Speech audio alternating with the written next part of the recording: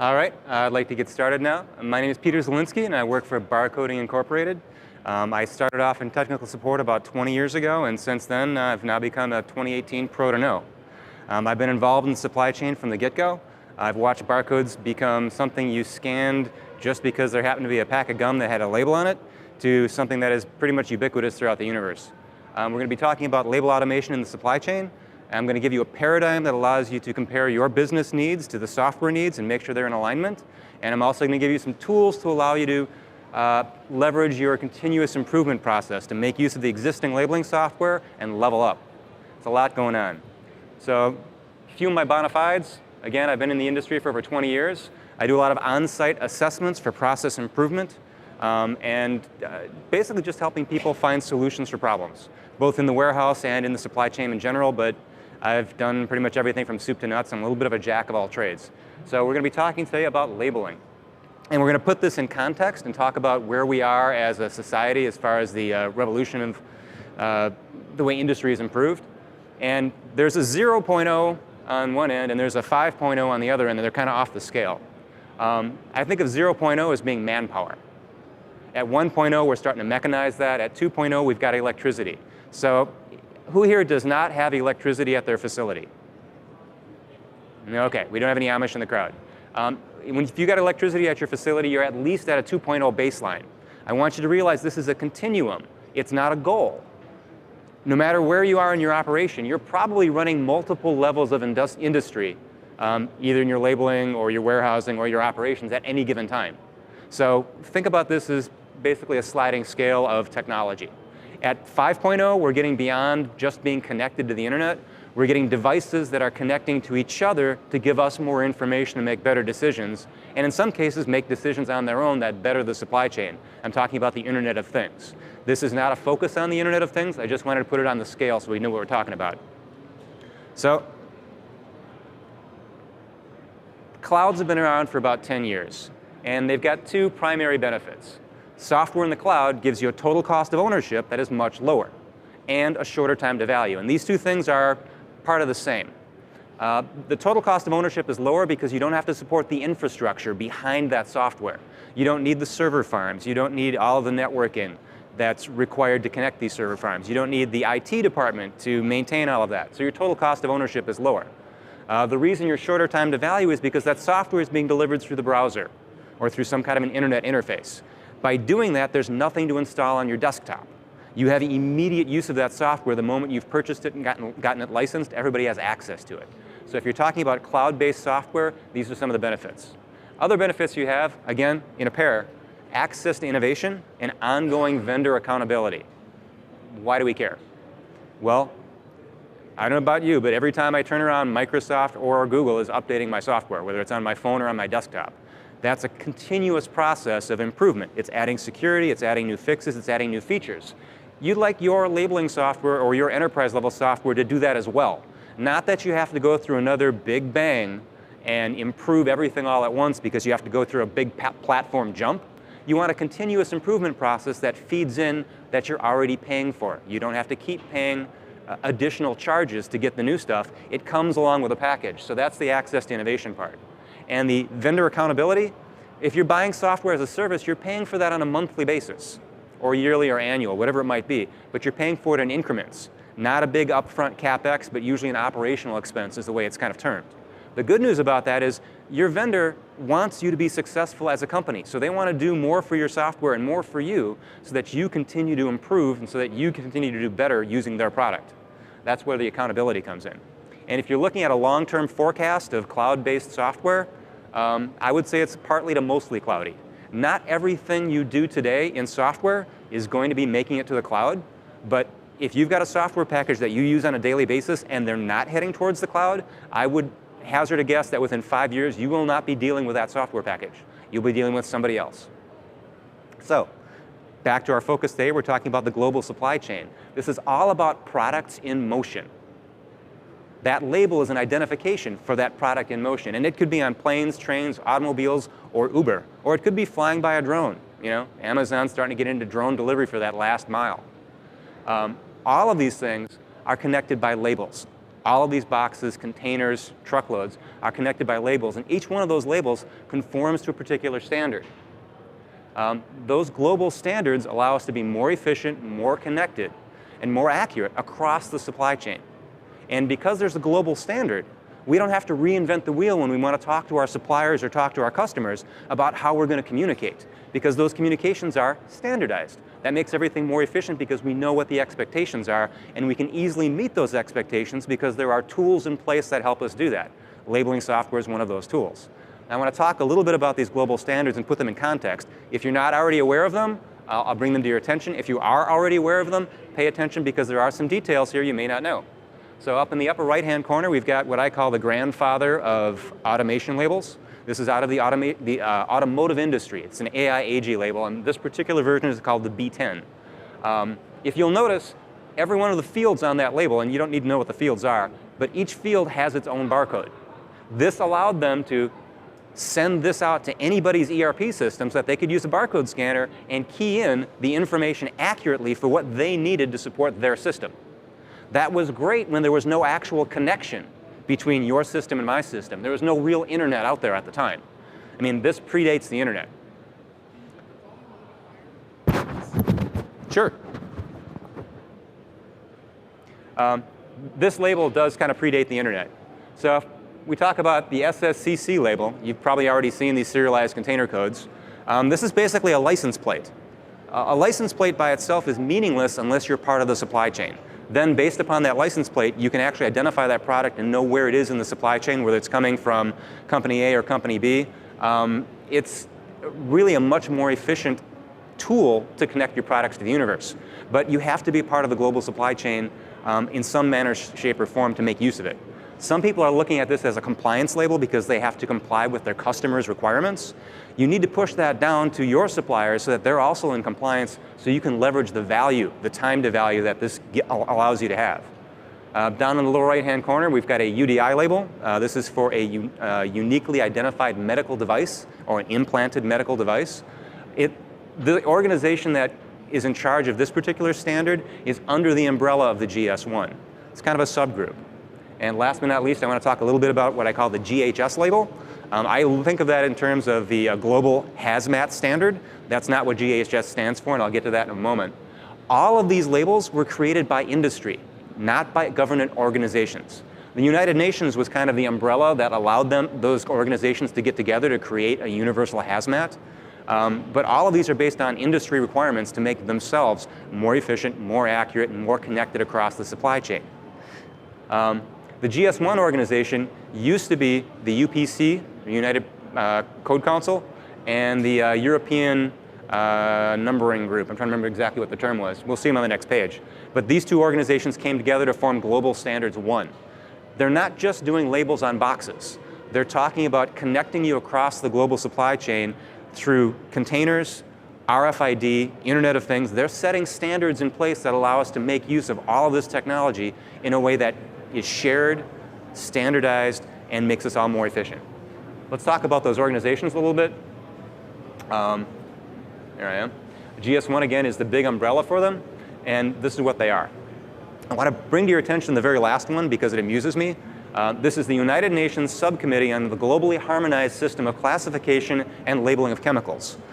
And they abbreviated that with an abbreviation of GHS. So GHS is Globally Harmonized System. Labeling standards organizations, again, allow us to make use of existing information to share more information with our supply chains. Now, you're probably wondering why I'm bringing up a poster from Psych 101.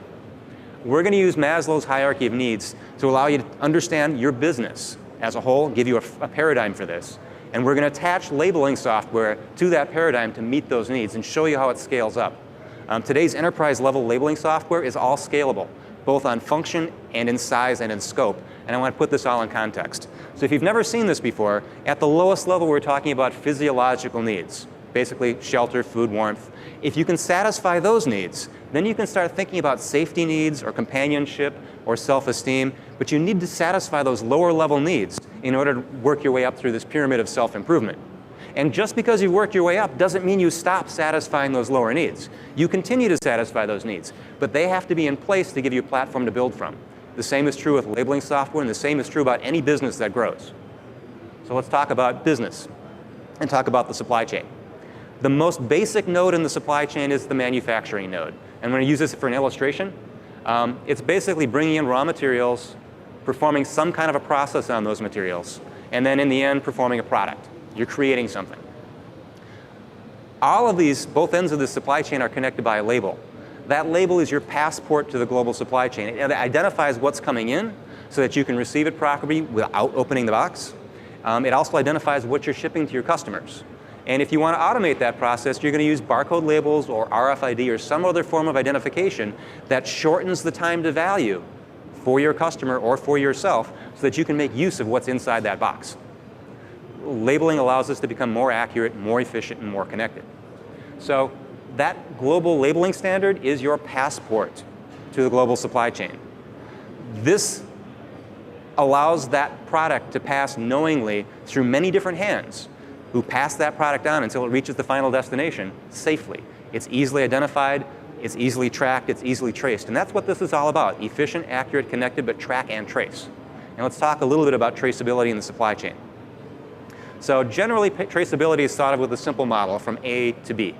It starts off with a supplier who's putting widgets together and selling them to a manufacturer who assembles them into another product, and it goes into the distribution channel. And there's a bunch of different ways we could do this. Again, it's not that simple. There's a lot of different ways that product can reach a customer, right? So if you're trying to do traceability because you had a damaged gear or expired milk or whatever it might be within the supply chain, you've got to be able to trace that back to the supplier and trace it through the supply chain to reduce the cost of damage, reduce liability, that sort of thing. Well, our supply chain gets pretty complicated. Unless we've got a way to trace our product through that supply chain, we can't reduce our costs. We can't reduce the impact of a negative incident. And it's a little more complicated because we've also got a couple different ways of doing things. We've got the Walmart model, the Amazon model, the Costco model. There's different ways of getting that product to a customer. And some of them don't involve the customer going to a store. So let's talk a little bit about how the GS1 and global standards support the supply chain and traceability. It's a carrot and stick thing. If you're not into the supply chain, but your customers are, they've got a stick that says you need to comply to my standards because I want that product to be read when it comes in the door. But the carrot is you get more customers. And you can also put that carrot out in front of your suppliers saying, hey, if you'll comply to my labeling requirements, I can actually pay you quicker because I can receive the goods when they arrive. I don't have to wait 24 hours for it to clear QA to recognize that the product's been received. That supply chain reduces your time to value if you're connected to it and making use of that data. Again, you have to be able to connect to the supply chain to make use of that data, but it's there. And it helps your track and trace system cut down on liability. It's going to reduce the financial cost, loss of trust, and all these other little fun problems you get if you've got a recall, and you don't want that recall to have a huge effect on your process. Now, we can get deeper into the concept of track and trace and the idea of lot codes and serialization, but that's just part of the supporting infrastructure. This allows you to reduce those costs and reduce that financial hit in the case of negativity. So our hierarchy of business needs, we're coming back to Maslow. Instead of basic needs, I want you to think in terms of plant needs. Instead of psychological needs, company needs. And last but not least, talk about corporate needs at the top. This is how we're going to build this structure up. Now, at the lowest level, you need to be compliant to whatever your customer requires. You're producing a product, you want the label to match up to what your customer is asking for, right? You're just making stuff. But once you've got that under control, now you can talk about adding some operational efficiency and using that information inside to do continuous improvement processes or inventory control or whatever it might be. Again, once you've got that customer, now you want to make your operation more efficient so you can make more money doing the same thing, or better yet, make more customers. Once you've got that level of development established, now you're going to start doing partnerships with your suppliers to reduce your cost and with other customers to reduce their cost. Again, you're connecting it across that global supply chain. Once you're connected to the supply chain and you've got some credibility out there, now you can start talking about strategic differentiation. Strategic differentiation is the idea that I'm adding value to this product in a way that my competitors are not adding value to it. I would say the ultimate example of strategic differentiation would be Starbucks. You can get $1 cup of coffee at McDonald's or name your corner store, but you'll spend $250, $350, or $450 to going to Starbucks to get a cup of coffee because you're there for the experience. They're offering you a different experience than the other competitors are. Strategic differentiation is all about making use of that customer experience and focusing on that. In terms of labeling, that's not only complying with, but maybe asking them to explore other ramifications in those standards. We'll talk about that a little bit too. Brand is how you are perceived by the universe as a company, and it's also how you perceive yourself. Barcoding is all about being accurate, connected, and efficient.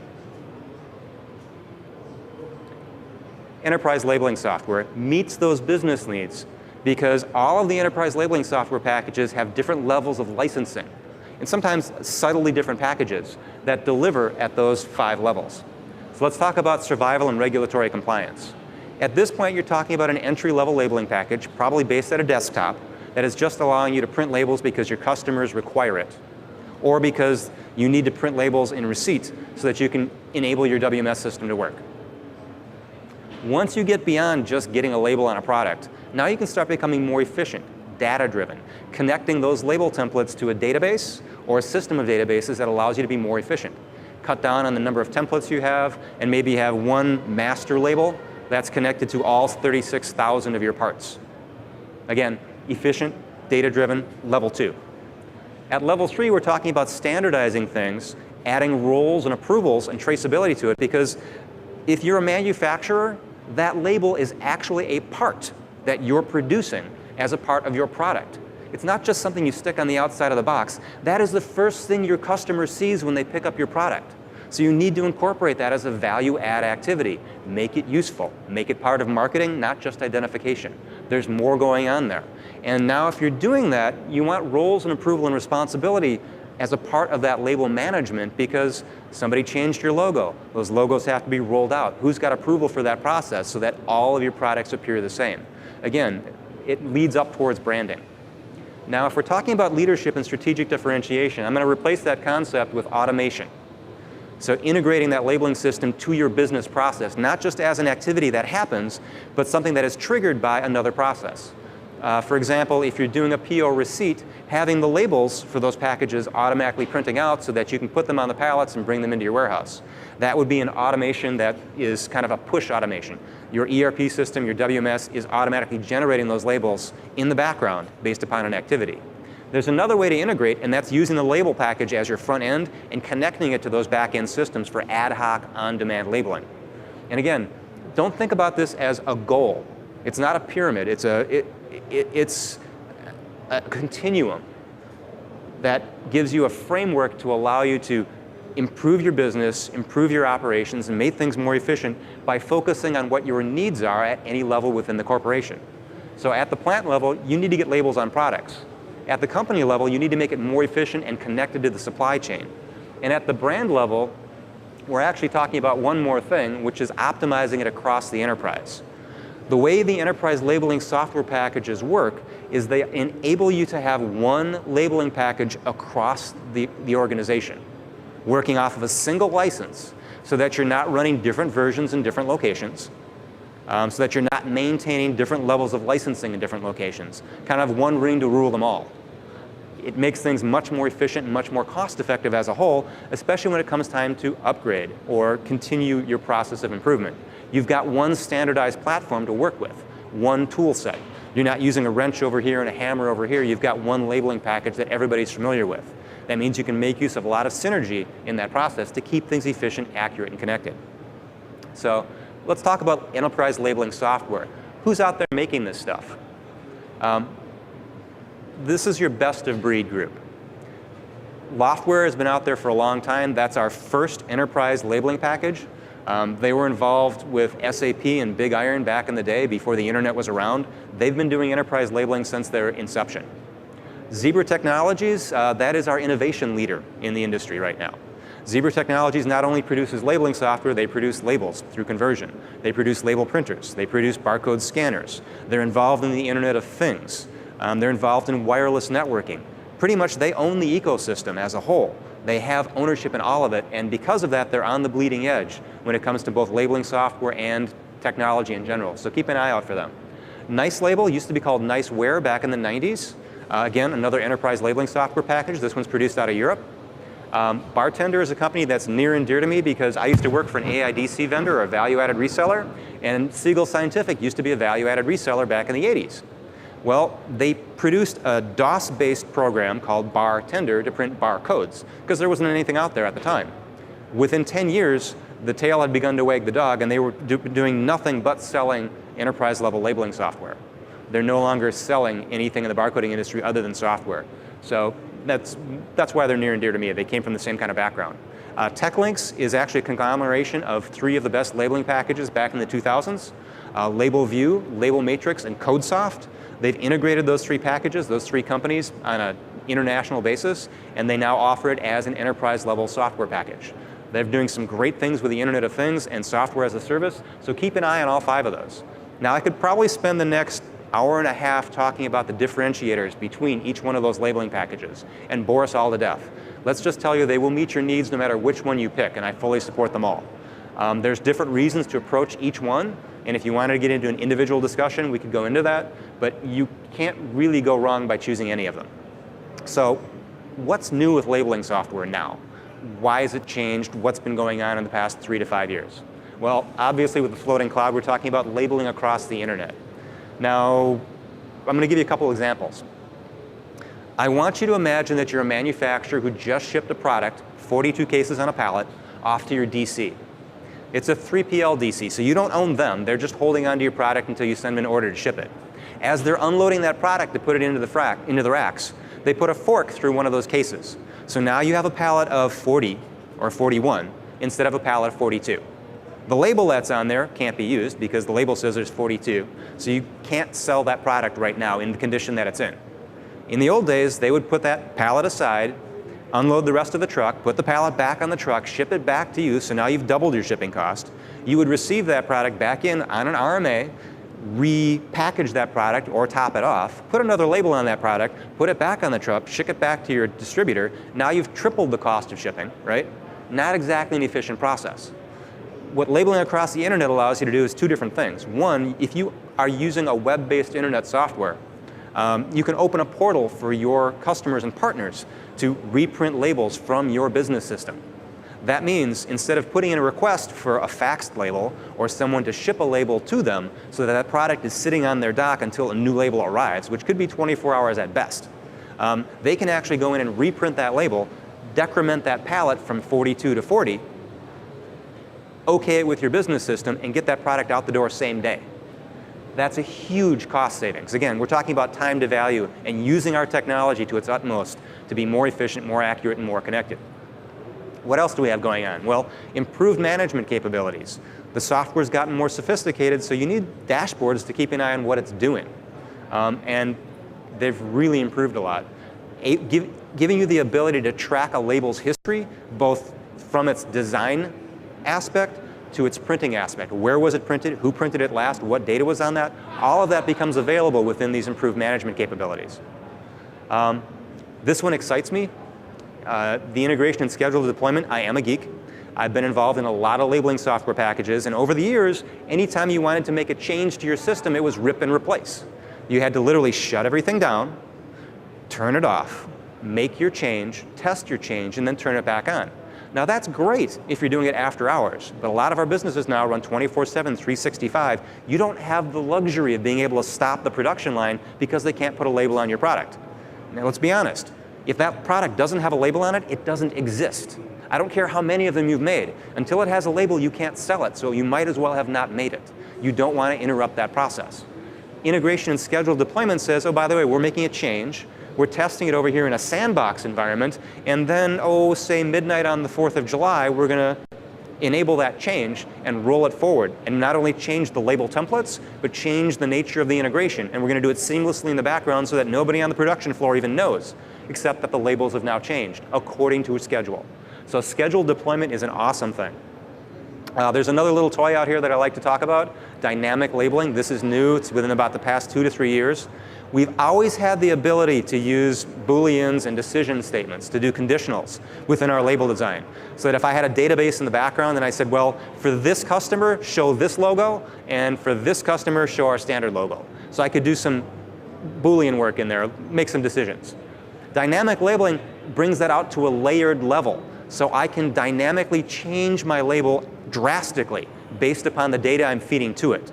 So instead of having 63 different label templates because I have 63 different customers who have slightly different requirements, I might have one label with 7 or 8 layers that I turn on or turn off depending on what that customer's requirement is. That makes things a lot more efficient when it comes to making a change. If that logo has to change, or if we go from a code 39 to a code 128 barcode, I don't have to change 63 different label templates. Now I'm only changing one. I don't need 63 different approval processes. I only need one. So again, we've made things a lot more efficient and a lot more accurate and a lot more connected by using dynamic labeling. And last but not least, we have software as a service now. Some of our label providers allow you to do this for either on-prem software or in cloud software. Software as a service enables you to shift the cost and maintain that relationship so that you're getting continuous improvement to your software instead of waiting for the big bang to happen. So what else are we talking about? Are we there yet? Oops, back that one up. Optimization occurs when software maximizes its potential, offering the best that it's capable of doing.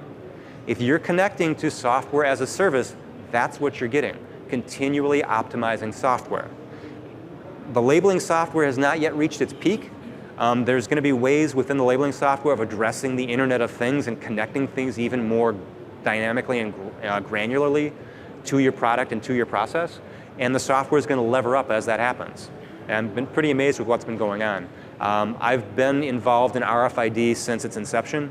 I've been watching barcodes transform from one-dimensional code 39 barcodes as long as my arm to two-dimensional barcodes the size of the head on a Lincoln penny. It's pretty much amazing what we can do nowadays with the information to keep ourselves connected, efficient, and accurate. And it's going to get better. But where we are right now allows you to continue to improve. So again, global labeling standards, that label is your passport to the global supply chain. It's going to allow you to stay connected, allow you to be efficient, and most importantly, allow you to be accurate. Here's your global labeling standards organizations. If you're not familiar with them, please make yourself aware that there are standards out there that make your life easier because you can basically hand off all of these requirements to a supplier and say, we're doing this, here's your standards, and there's tools that allow you to meet those standards. And a lot of those tools are involved with labeling software. Again, your business needs, this is your paradigm. Your labeling software should match your business needs. If you're currently worried about operational efficiency, you should be using labeling software that's using efficient data-driven design. If you're involved in strategic differentiation, you probably want to be involved with labeling software that's doing some integration so that you can get more time or a shorter time to value when you're trying to execute a change to your system or when you're trying to onboard a new customer or a new supplier. Again, labeling software helps connect the dots. That label coming inbound is how you identify the product before you open the case. Outbound, that label is the first thing your customers are going to see other than the outside of the box that identifies who you are as a company and who your product is and what it does. Global Standards Organization is there to help us out. And again, that label is your passport to the global supply chain. That's all I've got for you. If you've got questions, I'm more than happy to entertain them. I like to let people out early. I used to be a high school teacher, and that was only possible usually at the end of the day. So consider this your study hall. We've got a lot of swag up here if you want to come up and talk. Thank you for your time, and I hope I've been useful to you.